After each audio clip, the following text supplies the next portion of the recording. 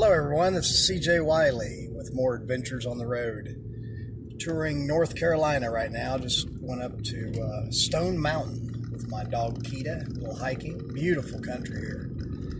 North Carolina was known to have some of the best pool players and gamblers in the country back in the 70s and 80s. So if you were a road player, you had to be pretty advanced to go to North Carolina and try to tour around and make money, because they were definitely going to put you to the test. A lot of high rollers around that bet high, and lots of players. Denny Searcy was probably the best player at that time in the state. I actually played him. I'll tell that story at another time, but I told about playing Sharkey and Albemarle, North Carolina, and over on the east side there was Plowboy, Gene Hooker, and they were high rollers. They didn't play that good, but they were able to bet a lot. You could win 20 or 30,000 if you got them in the right spot at the right time. So I was over in eastern North Carolina, going by the name Mike Hulse.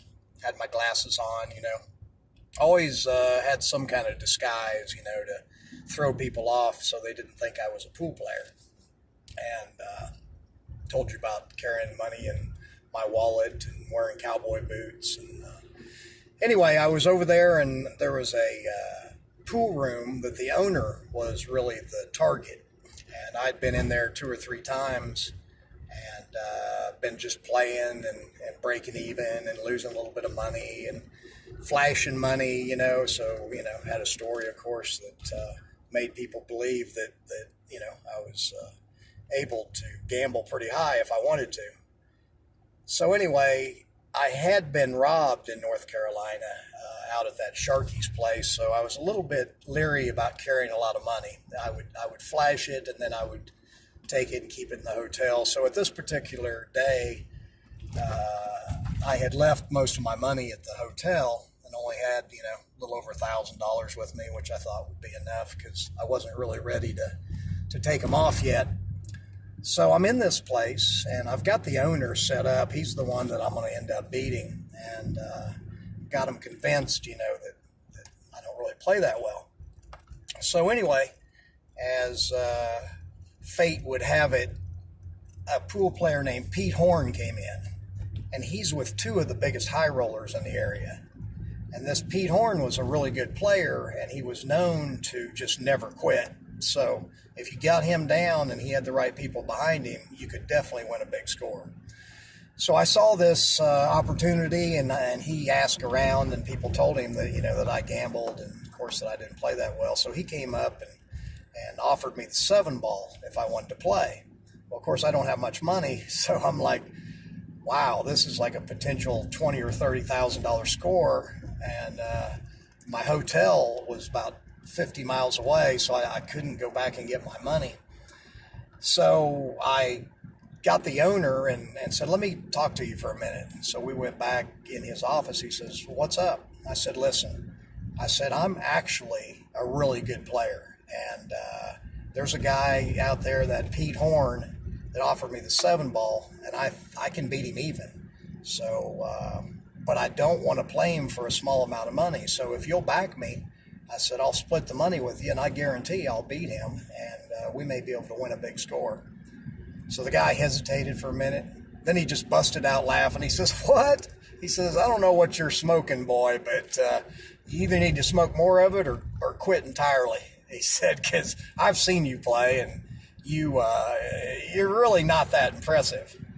I said, yeah, but I'm just hustling you guys. I'm really a lot better than what you think I am, better than what I appear.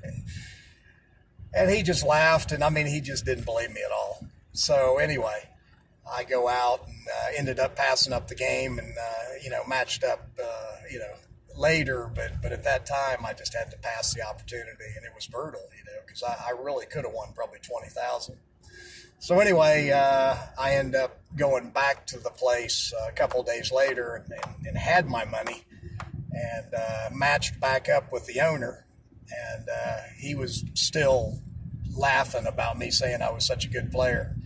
But he wasn't laughing for long because we got into a game and I ended up spotting him the 8, then the 7, and then ended up giving him the 6 in the break and beating him out over 5,000.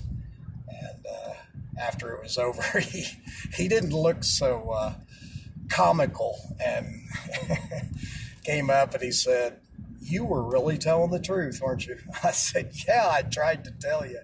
I said, but anyway, live and learn for people like that. You can't convince somebody once they believe something strong enough. They are virtually impossible to change an opinion once it's made. So anyway, going to continue touring around here in North Carolina. I got a few other stories that are going to be interesting to tell. Memories come back to me as I go back to these places I was at back in the 80s.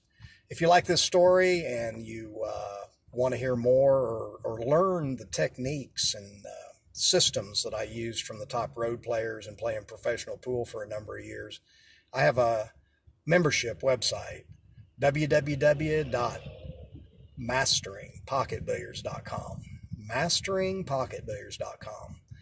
And I'll turn you into a pool playing machine. Anyway, till next time, I'm CJ Wiley. Over and out.